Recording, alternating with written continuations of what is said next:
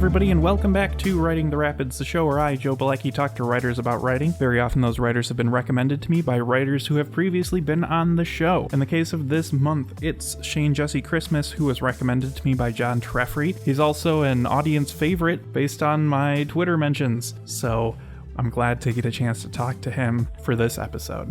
He's the author of The Sex Shops of Sherman Oaks from Amphetamine Sulfate Press, Xerox Over Manhattan from Apocalypse Party, Belfie Hell from Inside the Castle, Yeezus and Furs and Others from Dostoevsky Wannabe, and more. If you want to help out the show, you can do so in a couple of different ways. Patreon.com/NoisemakerJoe is where you can chuck me $2 a month to get episodes early, and maybe other things in the future. Who knows? PayPal.me/NoisemakerJoe is where you can toss me a one-time donation, or you can buy my book. It's called Tired. It's on Amazon. Also, for free, you can do things like give this podcast an appropriate starred review on whatever podcatcher you use, or just tweet about it on Twitter, and so on. So without further ado, let's get into my conversation with Shane Jesse Christmas.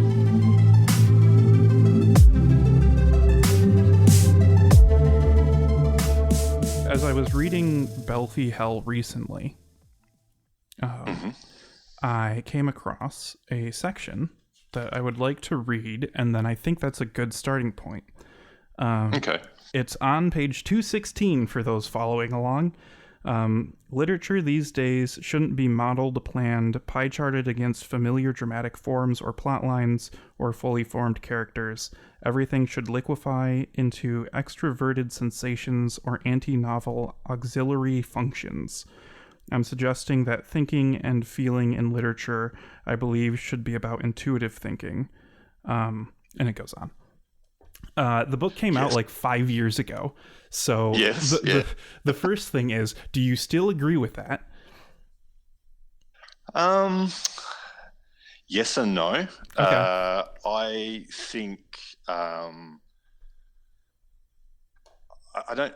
Yeah, look, it's yes. I would say yes, because I think there's certain things. Yeah, I like to think that writing should deal with perhaps chance and inventing your own structures that sort of create these clashes of images that come from chance.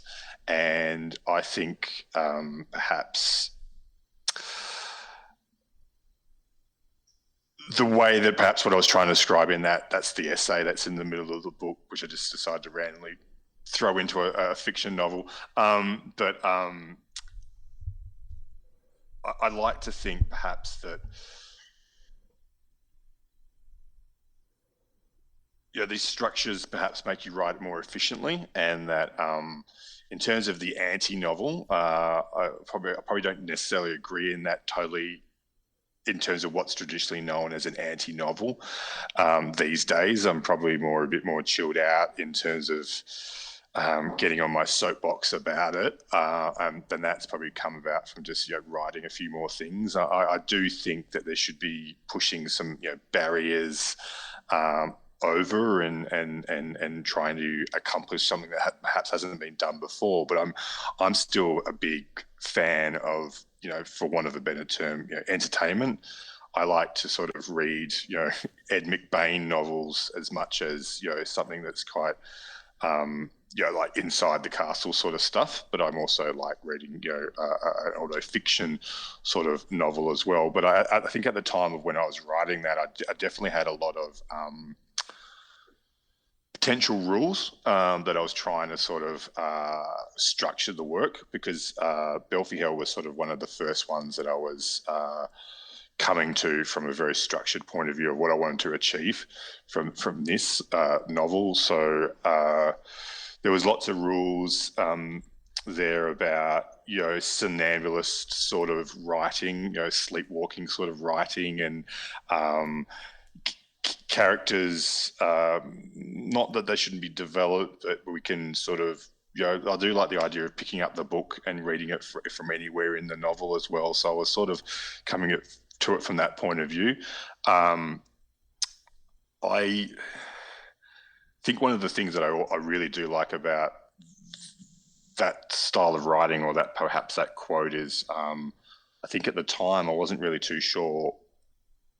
I always find with that particularly that novel and novels written since, or even novels written around that time, was that I wasn't quite aware of perhaps what I was doing while I was writing it, and that there's a Rob Grillet sort of quote from his For a New Novel book, and he sort of always like, which is like, well, why did you write the novel? And he was like, well, I wrote the novel. Well, you should ask the question, why did you write the novel? Which is, well, I wrote the novel to find out why I wanted to write it.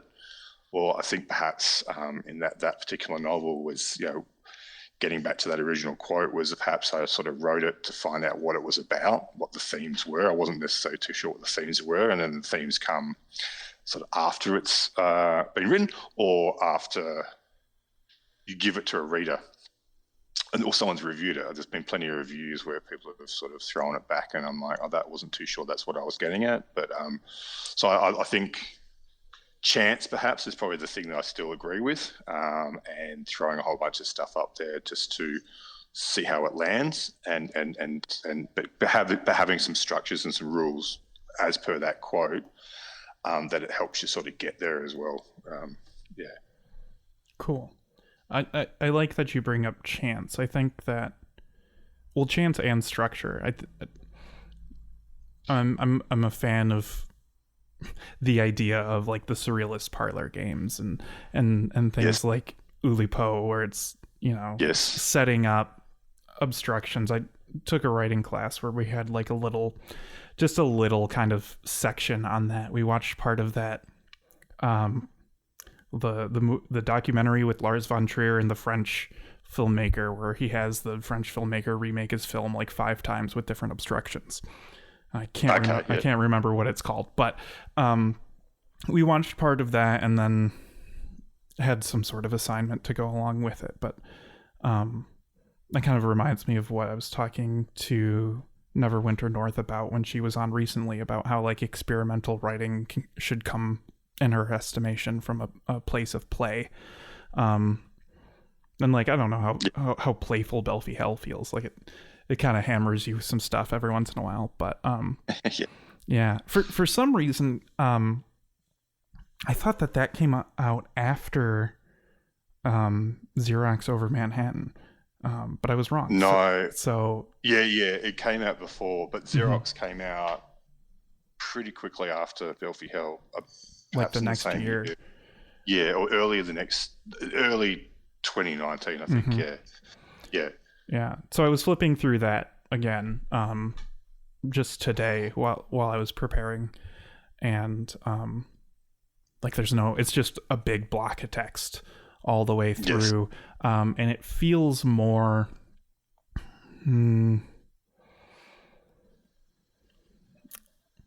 what would I say it feels like? I don't know. I feel like Belfie Hell, there's like, you can trick yourself into thinking that there's like a plot, right? Like you can kind of see more movement of things around, where flipping through Xerox Over Manhattan for me, it's like almost kind of reminds me of like some of the ways I write poetry sometimes, where it's just kind of like, these words sound good together and I'll put them next to each other. So I don't know, maybe I'm off base there, but it's sort of. I mean, Belfie Hell was completely different when it was sent to John.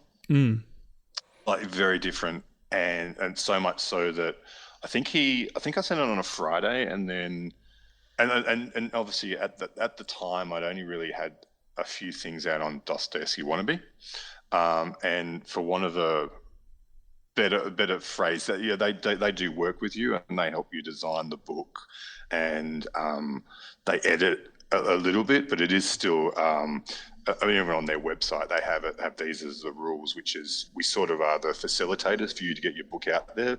So in some ways they're sort of a bit like self-publishing, whereas John, the editing process with John was sort of like a more, even though he's not he doesn't publish traditional works, it was a bit more traditional in the sense that he once I changed it, he came through with some really good, structural edits and some just suggestions of like, probably don't want to do that or say that or things like that. And obviously just your grammatical and spelling stuff. But when I first sent it to him, it was really quite a bunch of loose things that were sitting around. And then I sort of collaged it together to have it so that there could be a bit of a run through thread to it all, and yeah, like you said, the plot that it is, and have a bit of it like it's in this one space, which is the Superdome, Mm-hmm. and New Orleans, and have these sort of threads and some similar characters that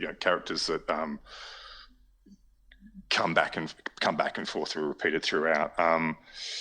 Whereas Xerox, I felt like I tried to do the same thing, but I think I felt with Xerox I was sort of coming to the end of something that I was already on, which was that really long brick block of text. I think after Belfie Hell, I thought I'll just take a couple more steps down the track, and then since then I've sort of tried to go back to more chapters and break it up a little bit so it's not as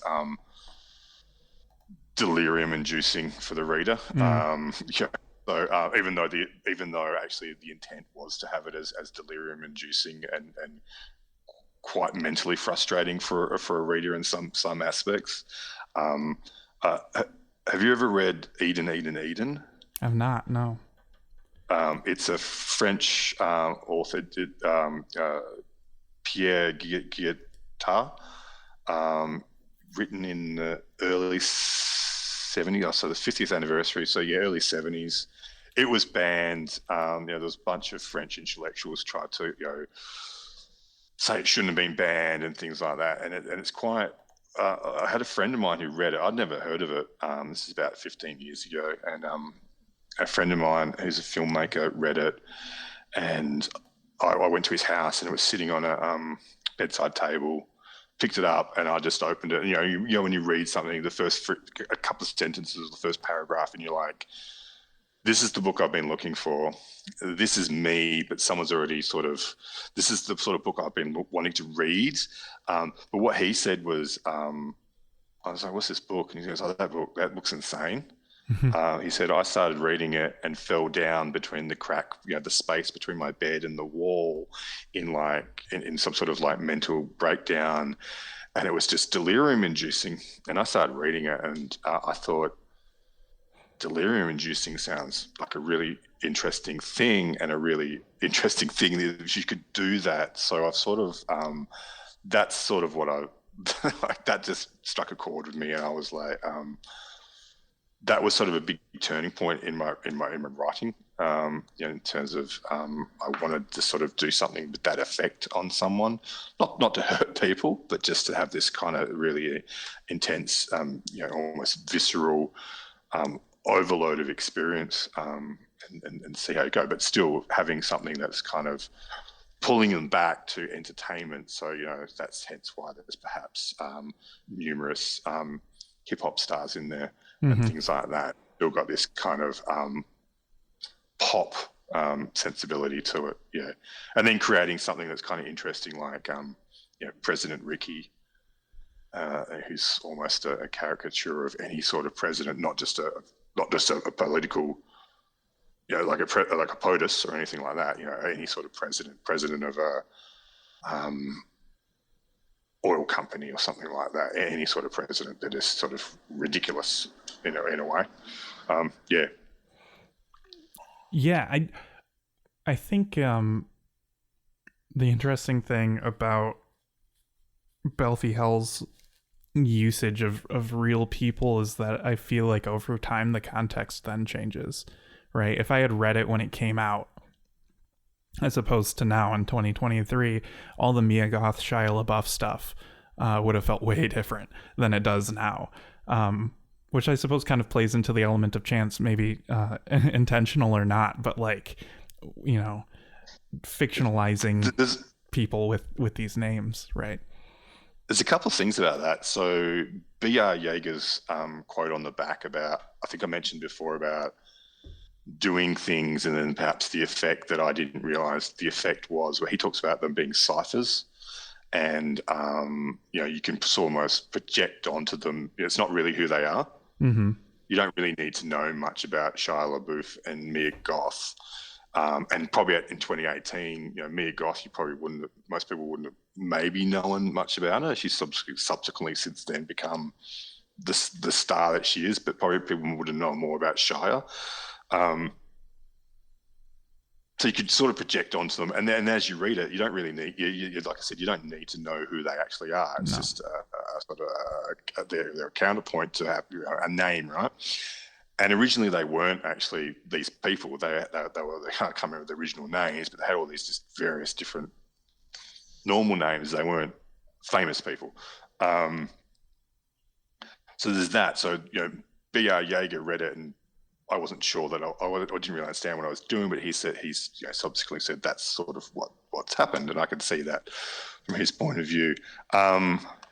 There's the other thing of the counterpoint about if you read it now, you probably wouldn't. You probably might have a completely different meaning because I think they were married at the time.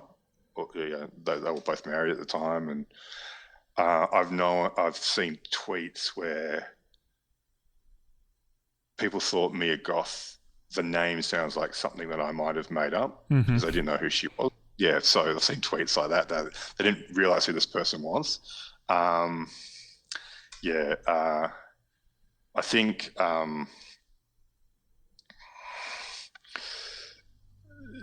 there's that about trying to make it a bit pop culture as well, and bring it back to some sort of reality, all the crazy things that do occur there.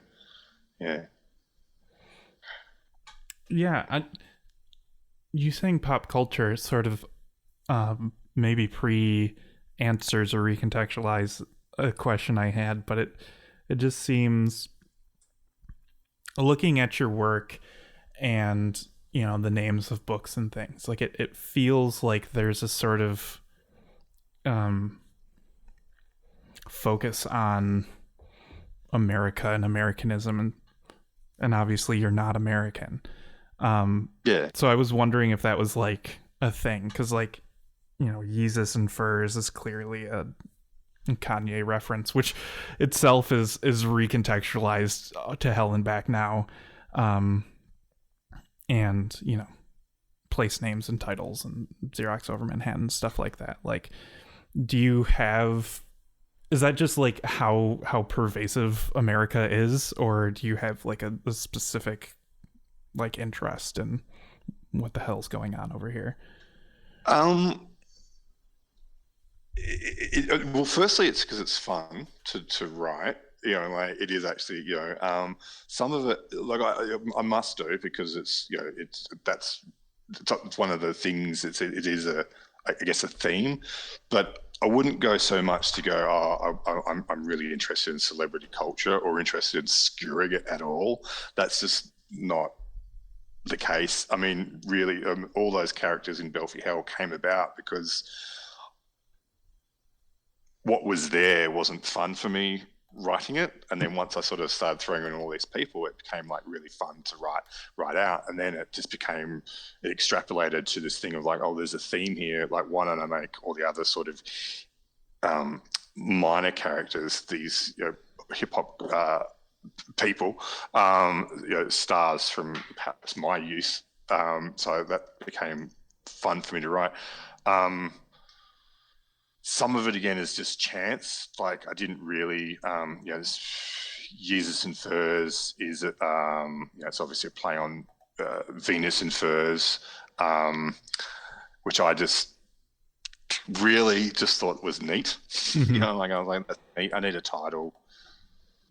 That title interests me for more than 2 minutes. So and I haven't got bored with it yet. So that's the title. But then.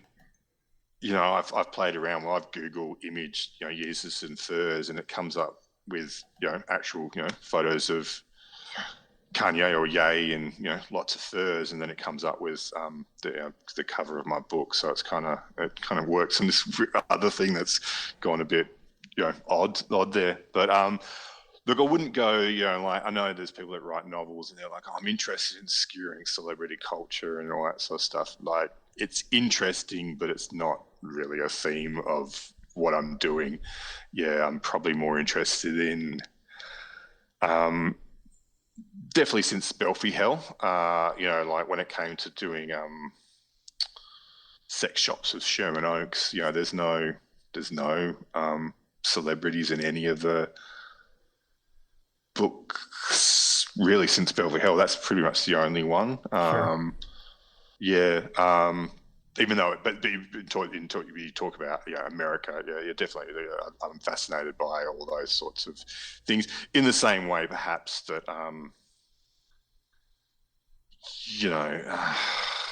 musicians have been over the years of just the image of America is interesting to that it has a specific image internationally, and I am fascinated by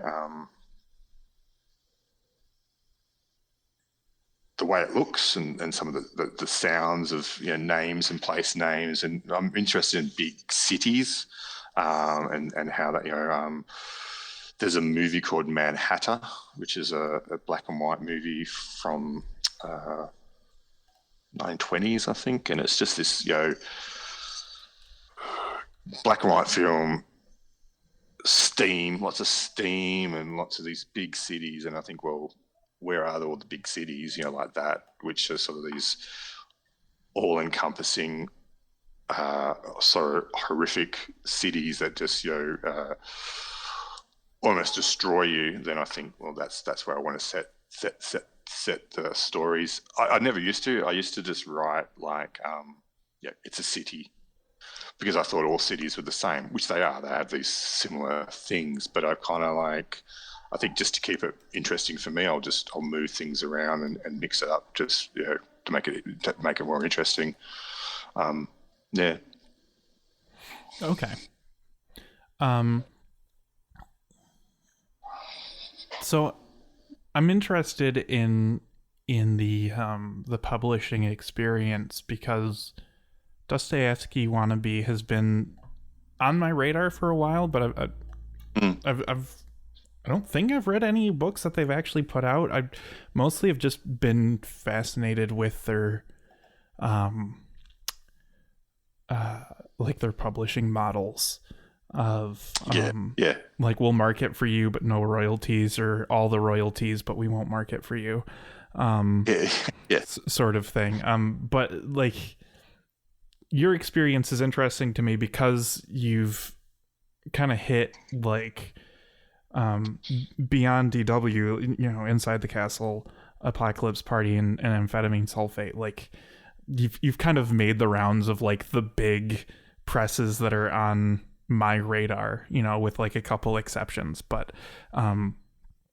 having sort of that wide experience, just sort of interested to know what you've picked up from that. So this is not. Yeah, so I mean, the way Dostoevsky Wannabe came about was I sort of had this thing of like, well, where's everyone else getting like published? Like, so at the time I had one novel by an Australian, really Australian independent publisher that was sort of there, but I was getting quite a lot of. I was getting stories published by all the sort of journals, the indie lit journals, and I was like, well, the story's getting published, but how do I get it? What's the next thing for me, which is a book? And I think I just saw some other writers at that stage, and like, oh, they've got a book out on Dostoevsky Wannabe Press, and I was like, well, firstly, the name sounds interesting because it's obviously the character from the movie, but I was they must be accepting manuscripts, and they must be accepting work from people that are sort of in the same writing spheres as myself. So yeah, I'll have a look at them, and then I was like, all right, okay, this is their publishing model, which is it is a bit to read there, and I was like, well, it was one of those things which is like, well, no one's going to like really publish a book of mine that's not something like this, right? So you go where your people are, or you go where your sort of potential audience is, or not that I had an audience, but because that comes sort of after you publish something, right? It's a bit of a cyclical thing. So I just approached them because I was like, well, you got to get something out. You got to, you got to get something out. So we did the first one, and people liked it, and then so we did Jesus and Furs, and then we did a third one, which is sort of a collection of images, artwork of mine with a bit of text, and so Jesus was probably the one that people latched onto probably the most, and sort of read the most. But I think other people have read the other two, and then I just went, well, if there's a bit of people are reading stuff and people have read stuff, and there's people sort of talking about it themselves, and it just, what's the next step from that? And that was sort of Inside the Castle, and John said yes, pretty quickly, and then I felt a bit weird because after he said yes, I think I said I'm going to completely rewrite this book, which doesn't really happen, and then but I rewrote it into something what it actually is now, and so he was like, okay, it's better, it's better, it's really better than what you actually sent me. So, and then from there I was like, well, there's a bit of cash to move quickly. I pretty much, after Belfry Health came out, I sort of went, I can use whatever this is to approach Apocalypse Party, and it's timing as well, because Apocalypse Party was, I think they just published 2 books at the time, so they were they were really looking for stuff. So, so it's timing as well. I had, because I'm a bit of those people like I had a lot of stuff already written that so I just went, I can give you something. So I just had something, so that's moved quickly, and then there was a bit of time, and then I was like, well, what's the next thing what's the next sort of publisher that's sort of interesting at the moment? And that was sort of a amphetamine sulfate, and sent them what was at the time, wasn't called at the time, Sex Shops with Sherman Oaks, and so just sort of being around in that sort of sphere for the last couple of years, and now what happens, I'm sort of in a very, very nice place at the moment, which is Evan from Cellfuck approached me to publish Latex Texas, right? And that was really interesting because he's like, there's only going to be 50, but give me the words, and and he just went off and did whatever he wanted with the layout, which was nice. So it's just, I'm big on, it's yours now, design it however you want, and got a few, so it's just been for want of a better term, it's been a journey. I don't like to say it like that, but I think I was just like jumping from one stepping stone to the next, which is, well, initially with Dostoevsky and Wannabe, it was about like, how do I get something out, and they were, their model is probably a good way to do it, and then lots of other writers have done the same thing. Yeah. So yeah, it seems like Sex Shops of Sherman Oaks has gotten a pretty good reception. I have not yet read it. Yeah. Unfortunately, this month I've just been moving way too slow. But yes. When I was talking to John after our Rejoinder episode that we did, I was talking about having you on later, and he spoke very highly of Sex Shops, and I kind of just see people mentioning it everywhere. So the fact that I'm at a loss and like really behind the train on that one sort of bums me out. But talk about that book a little bit and sort of I don't know, how have you gauged the reception versus other books?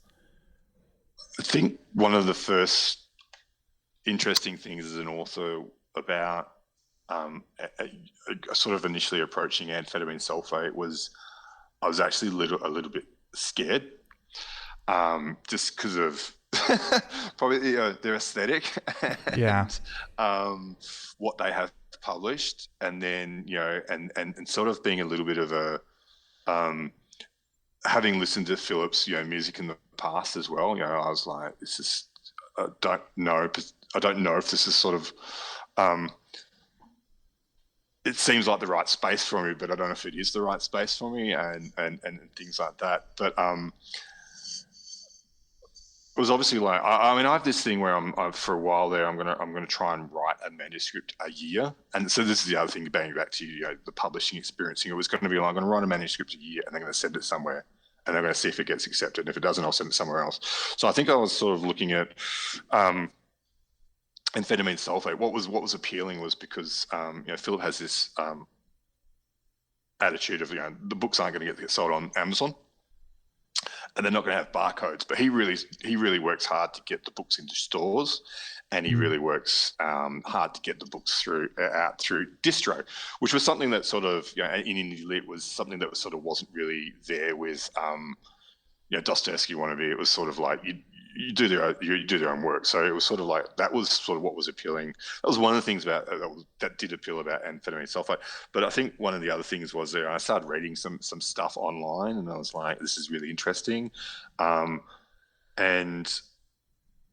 that novel is a little bit different. I sort of sat down and I was sort of like I'd been reading a bit. I've been reading a lot of Gary Indiana, and I was sort of like. I want to write my own version of some sort of romance, a relation between two people. That's what I really want to do. So you talk about all the hip hop people and Shia LaBeouf and all that. I also wanted to get away from that. I want to do that. So I don't want to repeat myself, but I wanted to do something which was just this intense relationship between two people, which is what the book is fundamentally about. And I sort of have said, well, it's a relationship. It's a romance, so that doesn't probably come across like that. What's interesting about that manuscript, I can't remember what it was called, but it wasn't called Sex Shops of Sherman Oaks. Now, Philip, as it turns out, is probably one of the most, you probably hate me saying this, but he's actually, he's a complete teddy bear, right? He's probably one of the nicest people you're going to meet, which always happens sometimes in creative circles, right? But he did that thing, which is, and I completely know why he did it. It wasn't like gatekeeping, but he was like, because it was sent unsolicited. Mm-hmm. So he was like, I'm not going to read this right now. I'm really, really busy, but I'm going to give it to Simon. It turns out it's Simon Morris. And you're going to give it to Simon to read. And now Simon's no longer with us, but he read it and then went back to Philip and said, no, I think my understanding is he went back to him and said, no, you should probably publish this. This is really good, which is because it's a nice way to do it. He's a reader he trusts. He read it and said, do it. But I was talking to Simon at the time, and he said, I really like it, but we're doing this anthology, and this anthology ended up being the human rights anthology. Mm. But he was saying, it's a sci-fi anthology, so he said, sex shops, perhaps you could trim it down to a short story that can go into the anthology. And I was like, no, because I've written a novel, right? Yeah, geez. Like trimming it down to a short story. So that's no. So, and then unfortunately around this time, Simon went missing, and then subsequently they found him deceased. So there was a bit of there's all that Philip was dealing with. And then by the time Philip got around to it, he went and read Sex Shops and said, oh, who told you to edit this? And I said, oh, well, Simon did. He said, no, look, I'm going to publish it as is. But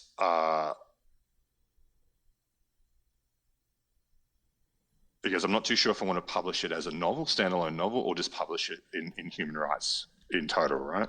I said, oh, this is about October of 2019. And I went back and said, well, here's a deal. By December the 31st, I will write you another novel. So I said, oh, how long's the novel? How long's the piece that you need for human rights? He goes, oh, it could be anything, any length.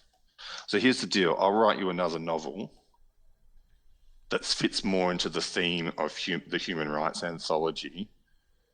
And then I'll give them to you both. And if you want to publish one, whatever, like if you want to publish both, if you want to, do whatever. You want to publish one as a standalone novel. If you want to just use the new one for the human rights anthology, it's up to you. But he's like, that's fine, but can you give me first refusal? And I'm like, totally fine. So then I was like, cool, I've sort of got this nice deal that I've sort of made where I can come up with something that might satisfy all of us. But the weird thing was I was like, I need to now write a novel in 2 months. So I was flat out working on it. Now, you probably haven't read, I don't know if you have. You've read the Human Rights? I haven't. The only amphetamine sulfate thing I think I've read is The Devils. Yeah. So right, okay, yeah. I'm more just kind of like watching the press with fascination at this point. Yeah, so what I did, this is a bit of a long story, but the bit that I wrote for Human Rights, he was right, well, what is it? And he goes, it's kind of like a New Worlds, Michael Moorcock kind of science fiction. It's going to be chunky anthology, right? And it's like 700 pages. Yeah. So that novel, I really went, I'm going to write, it's use some sci-fi tropes that I really like, which is UFOs, spaceships, ray guns, all these sort of things in a sort of novel that I write. So he published both. He went for both. So because he was like, we're doing a science fiction imprint, I guess it's amphetamine sulfate sci-fi. So Sex Shops is the second book in that series. Human Rights was going to be the first, but Sex Shops came out first. In terms of people liking it, Inside the Castle, Apocalypse Party, all these sort of publishers, indie lit publishers, they had their already built-in audiences, and probably amphetamine sulfate probably has more than the others, a bigger sort of more established audience, probably because of Philip's background, some of the books they've published as well. So I think it just fitted into with that audience, and then I think also I had my own people that have read past books of mine that they seem to like it. I know John. John said he really liked it, which is nice of him, to say. So as to why people like it, that's a question for them, I guess. I can't tell. I don't know the answer to that. Yeah, sure. I mean, no, that's fair. Okay, cool. I like that whole process. It's an interesting sort of way of doing it. I think I probably DM'd the amphetamine sulfate Twitter account maybe around the same time you did, and was just like, hey, are you looking for anything? And he was like, no. I don't have time for the things I have. And I said, okay. It's pretty similar, and I can see, I can obviously see why you would do that. And then, I mean, I guess the thing is, obviously Philip was nice enough to go, I'll get someone else to read it, and if they like it, and that's how it happened. Yeah. Well, and maybe if I had sent him a manuscript, he would have done that, but who knows? That manuscript is going to be something completely different someday. Anyway. That's the one I've got. Yeah, it's the one I sent you. Yeah. I like it. Yeah. It's really good. The other thing about Sex Shops of Sherman Oaks is I can't remember what the original title was, but Philip really didn't like it. And then he's like, come up with something, another title. So, I mean, So I said, "Oh, well, this is what's going." I gave him another title, and he's like, "No, don't like that either." And then this was finally what we settled on. And then he said, "Yeah, but then when he was doing the cover, he's like, well, Sex Shops with Sherman Oaks is pretty long." And he goes, "And your name's pretty long as well." So he said, "So if it's not if it's not an issue with you, we're just gonna put it at SJX, SJC. What do you think?" And I was like, "Oh, yeah, that's fine." So that's how that came about. That's not a very interesting. It's not a very exciting story, but that's how that came about. He was like, but he was like, "It sounds very sci-fi," and I'm like, "Okay, let's do it then." Yeah. Yeah, I love that. I think that's great. Yeah.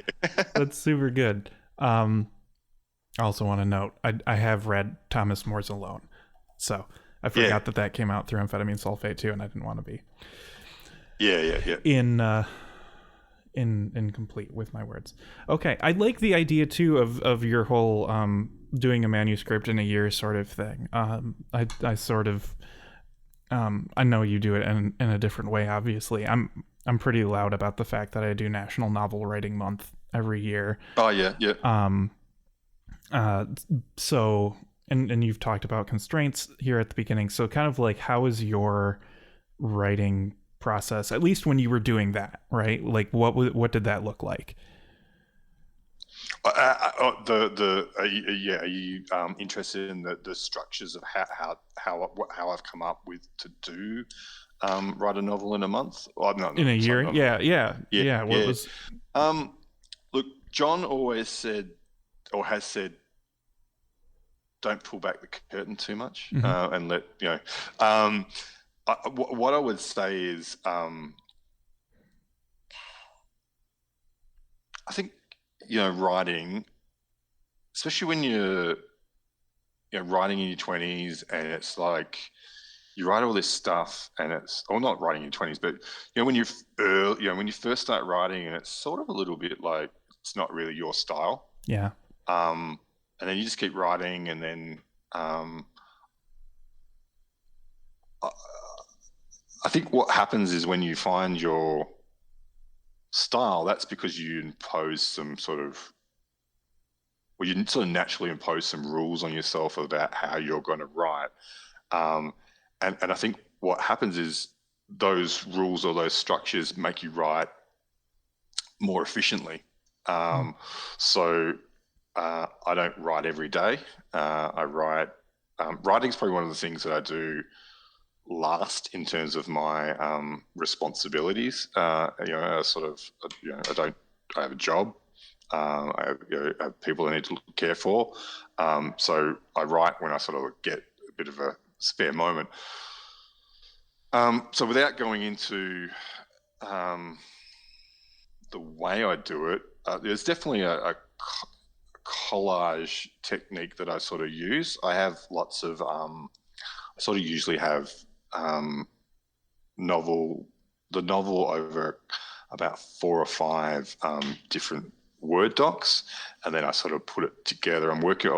Before we started speaking today, I was actually putting together a new manuscript, and that was involving writing in sort of 5 different Word docs, and then putting it together as the final piece, and then sort of tidying up that final bit. So I think it's just the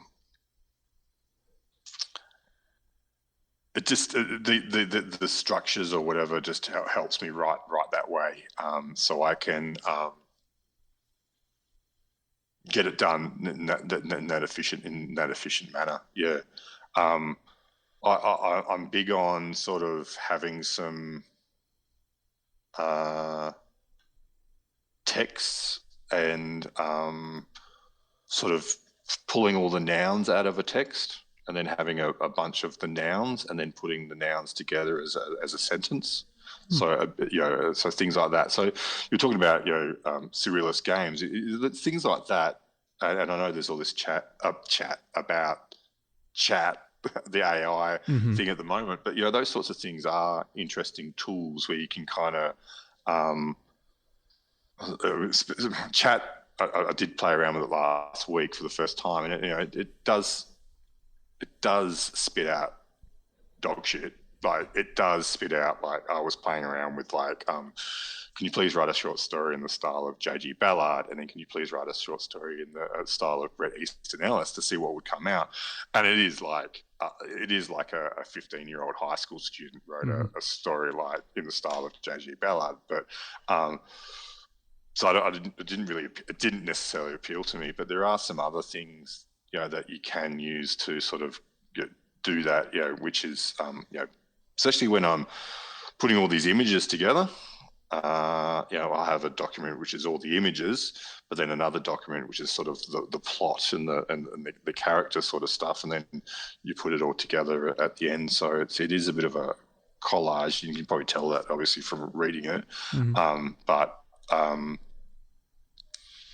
then just different words, your own rules that you have when you edit. I've always a big believer on, rightly or wrongly, I like to take out. I like to just go through and remove all my adjectives, things like that. So those personal sort of rules as well. So yeah. Okay. I think I have a picture then. I'll respect the curtain. Yeah. But yeah, recently John gave me access to the Google Doc folder he has for Massive. Yes. Yeah. Where he has subfolders with all these names and then a whole bunch of text files. And I don't know if your multiple Word doc thing is sort of similar to that, or if it's something a little different. Oh, look, I haven't seen that, but look, it sounds similar. Yeah, okay. Like, okay. Just trying to do it in a different way, I suppose. And this is the thing, and this is the way that works for me. It's like there's no way that this would work for anyone else. It's like, I think, find your way. Mm-hmm.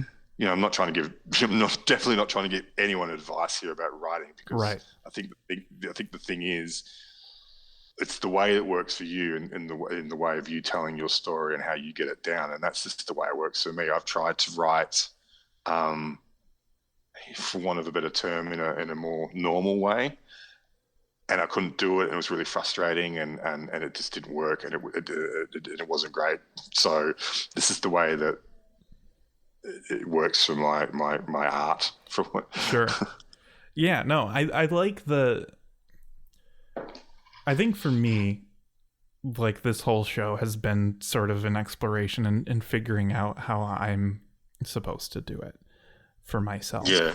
And so, like, the NaNoWriMo way is a very traditional sort of way, because you're not really afforded the time to sort of mess around too much, because if you're trying to hit 50,000 words in 30 days, the best way to do it is the way it's kind of always been done, right? Air quotes, always been done. Like, you have a doc and you have a story planned out, and you just power through, because it takes time, and if you get even a little bit behind, if you take like a day off, then it sort of sends the rest of the month into panic mode.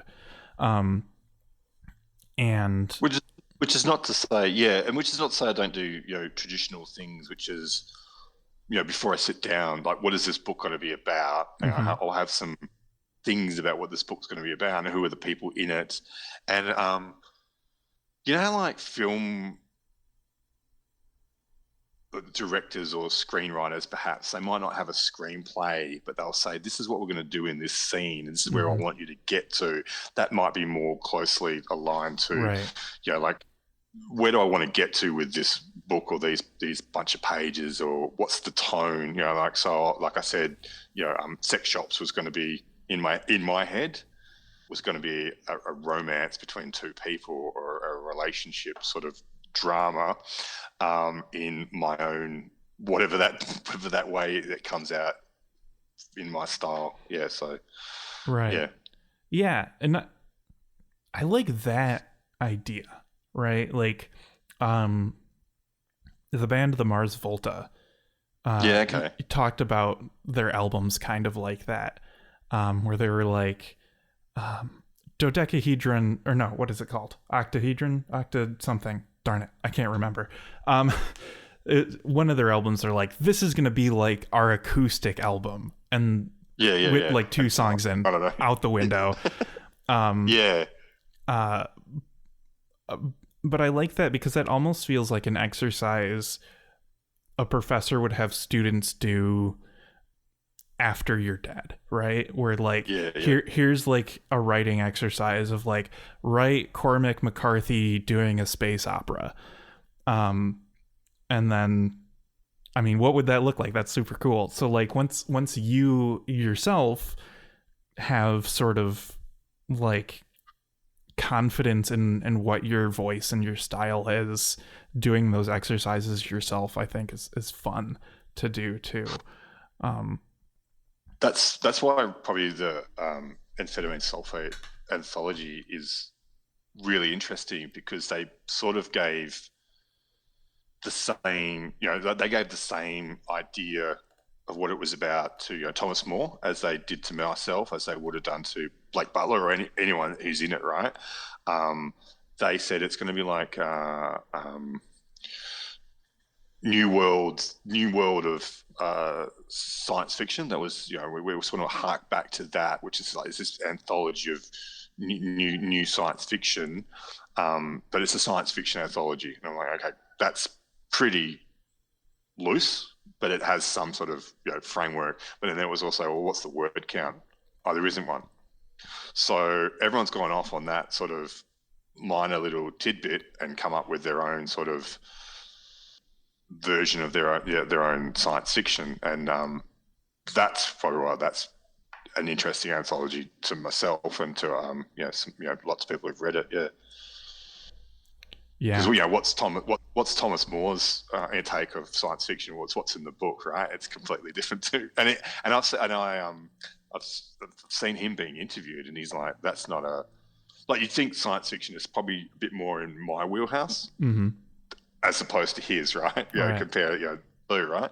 But so I think he said that I don't want to put words in his mouth, but he said it's not really something that he's ever thought about, writing. So he's gone and done the Thomas More version of a sci-fi story. Whereas I probably didn't have to extend myself too much, for that, yeah, or like Blake Butler probably didn't have to do too much to sort of thing. Yeah, exactly right. But I like I think I mentioned before, I wanted to, but again, I was like, well, how do I do something different too? Because I think I told you I was writing the 2 manuscripts quickly. I sort of had it's the same character that's in Sex Shops, but it's a completely sort of different thing, and people have read it and gone, oh, is it a sequel? But what I did was, I think I said, I wanted these, I was like, well, how do I write sci-fi? Well, what are these sci-fi tropes like ray guns, lasers, robots, spaceships, aliens? There's aliens all throughout it. So I was like, that's how I'm going to do that. Yeah. Nice. I like that. I think when it comes to writing, especially when it comes to the more experimental stuff, I have that like silly question that like an interviewer who doesn't understand art would ask an abstract painter, where it's like, how do you know when it's done? And so like for me, when I do like the more, I don't know, not straight ahead prose, beginning, middle, and end type of stories, like I have, for those projects that I'm working on, I have imposed on myself, like, this is how I know when it ends, right? Like, I know, like, if I'm designing it sort of my Creo style, where it's like page by page, it's going to be this many pages. Or NaNoWriMo's easy, it's going to be 50,000 words, give or take. So for you, like, how do you know, when it's done? Because it's a bit of a process of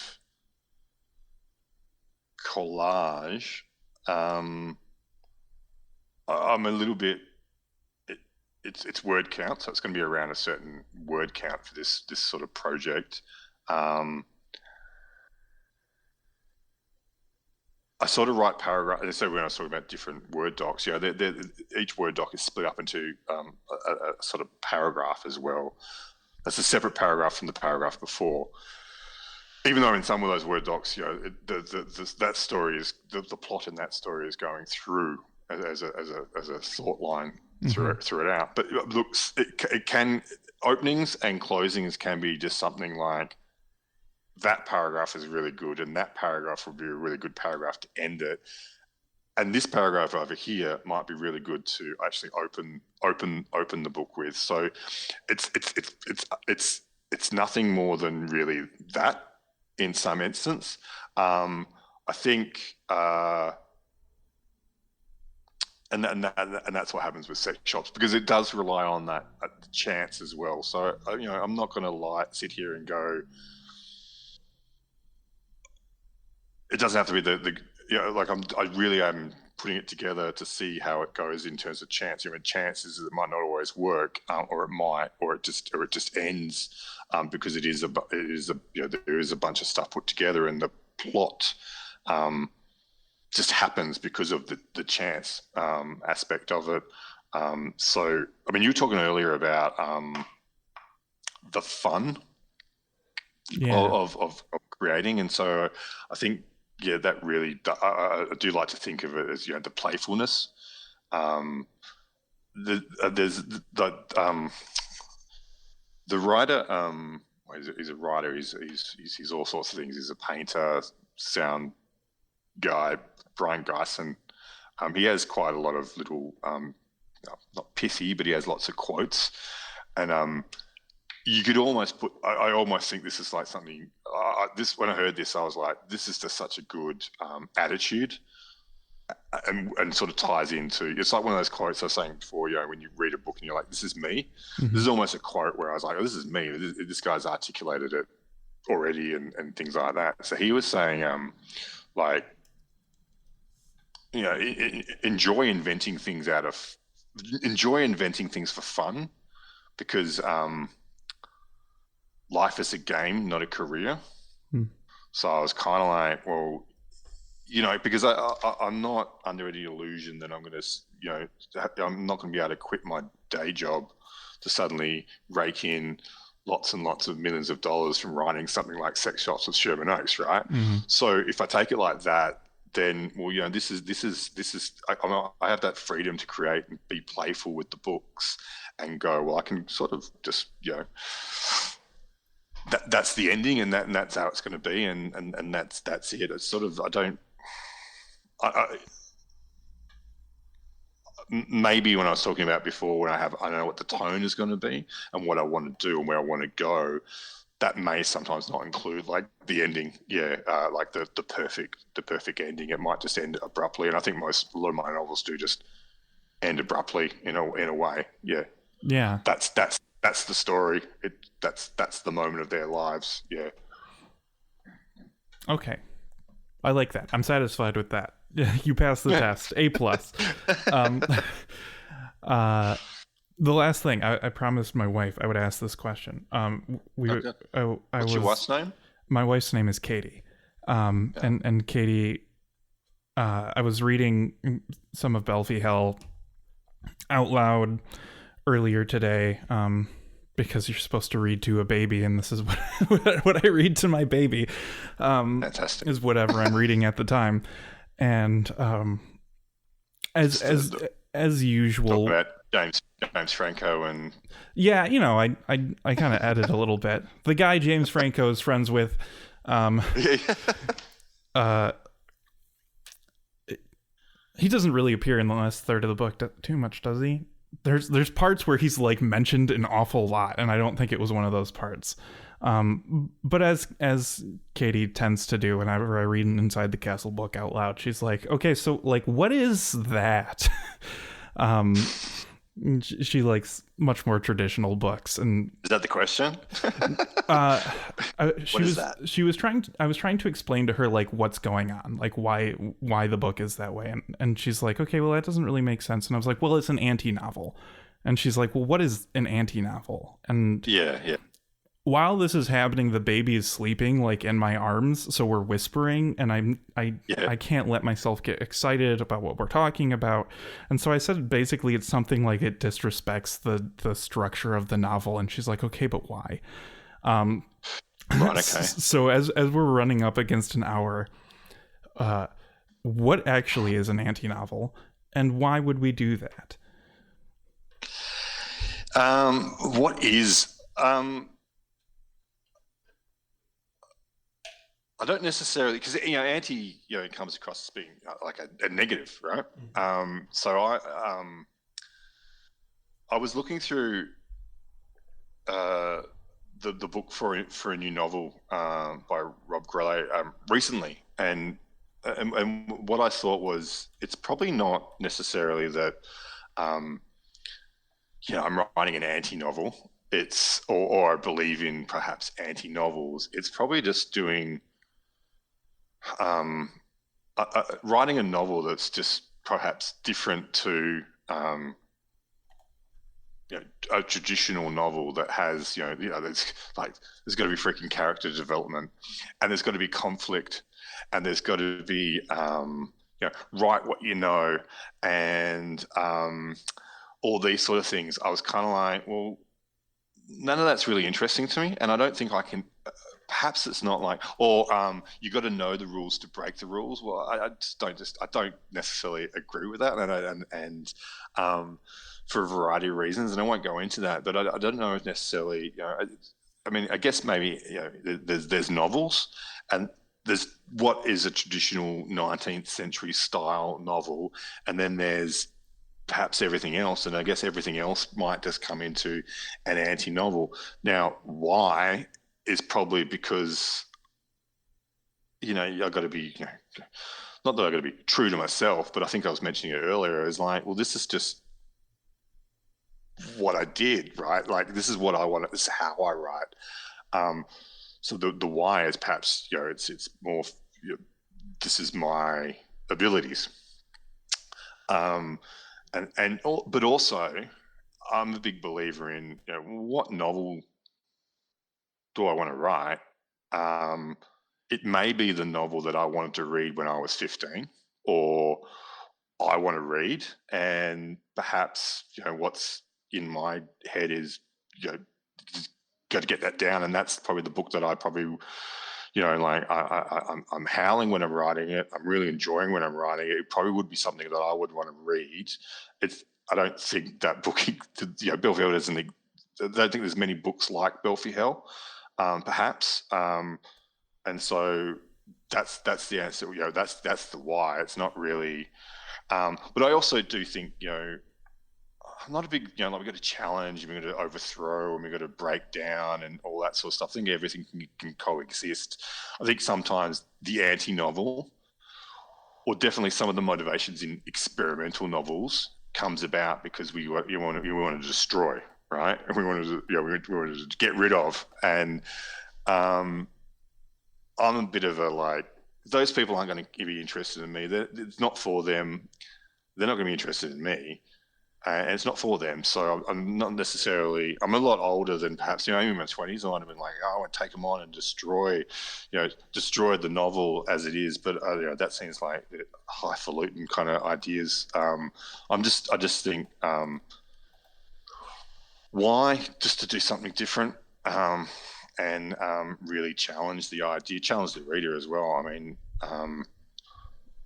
God, imagine Belfield Hell as if it was just a traditional intro, beginning, middle, and end. It probably just, wouldn't work really.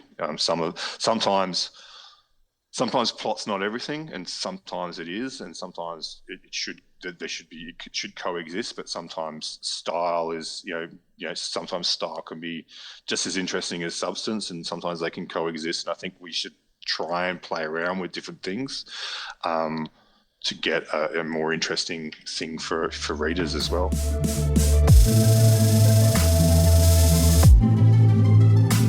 Yeah, I'm just going to read a chapter. It's called 6 Counts of Being Naked in the Spa Bath. Tiny holes in the back of Madhab's head. The noon sun above, sudden utter blackness, a long silence. Radio signals sent from deep space. I am in the front yard and Madhab is about to put a venereal disease inside me. He carries salt paste in his backpack, interprets interrogation techniques and then lays them upon me. He has evil passions. He is a long drawn out fuck. Newspaper printed on white paper towels, moist air piped into the bedroom from behind polyester drapes, a small lamp from a dirty motel, my body made from soluble substances. I've made general progress with my health, my rehabilitation. I am the correct copy of myself that I can be, a slap Madhab with the end days with a diverse patch of crap. Moist cigarette in my mouth, lamp shone on Madhab's savage face. Some physical damage to his hands. I'm a mere shell, some careless abandon, just an anguish amongst a peaceful expedition. An entire basket of short time and brawny damp. Sudden autopsies throughout Los Angeles. The bed cleaned with wet bodies, the excretive functions from pale humans, sweat pours from a graceless silhouette. Madhab doesn't flinch. An open pit of hash pipes and sick days, a huge party with a makeshift altar and a saline bag. I eat my lunch meal, the hospital food. A warm summer night. Madhab has a pentagram medallion in his shirt pocket, rigid arms on a large body, mercurial colour in the eye socket, nerve exhaustion all over me, dead in an adjacent field. No merciful God here to remind nor rescue me. The wind hits my horrible cold skin, Madhab in the murky blackness, an insane gleam inside a fatal coma. Misery runs through fresh air. My delicate hands are a pitiful appearance. I take a deep breath. Madhab's listless hands, thunder over Michigan. An asteroid belt over El Salvador. The interior circus of my employment. Madhab's angry glare, his shadow, his light smile. Cold water poured over me in complete darkness. We are a toy species. My eyes are light. I fall asleep inside the restaurant. The unpleasant taste of mortal illness. The body all red phosphorus and bare skull. Ancient magic as the brain blinks. Corpses stabbed with burnt out cigar. Madhab with nervous movements. I kick a cigarette butt down the street. Safety barriers at the medical station. All these itchy skin eruptions, all these spiritual purposes inside a damp room. The debris is rain clouds, Madhab's fierce grip on my throat. We got engaged yesterday. His hands thrust upon me with a waxen quality. He has had a bad life. I have had a bad life. I need to return home. Sallow cheeks, a symptom of sickness. The mental garbage of extrasensory perception. An electric rod used to soothe these strange nervous disorders. Temporary exhaustion is a poor personal affliction. First-class patients asleep in private rooms. Grass underneath my bare feet. The palm leaf of Los Angeles. Madhab has that serious look. His pert face is pretty dry. A pox for the pretty days. A pox on the frontal curve of your rib cage. My harsh voice. The polar regions of my head. No definitive purpose for living. Grey clouds above lower Manhattan. My eyes are dirty grey or glassy with bite marks on the lids. Madhab with pearly white teeth. Madhab is a handsome young man. I have a mild crush on him. The high eyeless walls of Los Angeles. A canvas-bound package of cold night. Fuck the hard way. Fuck in a dramatic fashion. I give Madhab a swift glance, swelling marks on his thighs. Madhab has shifty eyes. He has high energy levels. Our relationship is a ghastly affair. He has a slim body, insane passion, a tasteless human nature. The sunless sea, the massage machine, illustrations of calm precedes me. Madhab is a swift flame, a silence, a powerful influence, an empty grate. The rain mist, hell, scratch marks on my body. We fly from Chicago to Barcelona. We breathe the indescribable air. Madhab has a plastic headset on his head. He is a sensational character. I give Madhab my phone number. He tells me I'm a useless piece of ass. I'm drunk in a vacant place. There are palm trees around me. I am the resident servant. There is no conversation, just inflamed eyes on a riverbank, an intense hush toward Madhab's mouth. I speak with a dim voice. I wear plastic overalls. They are silver. Madhab has fierce blue eyes, unmusical voices throughout Manhattan, the air laden with long rope and superstitious respect. Madhab tells me that the best part of his body is his legs. I tell him my best part is my head. My blood runs cold. My blood runs through absolute exhaustion, the utter solitude of Los Angeles, the long twilight of Los Angeles, November as a remote part of the universe.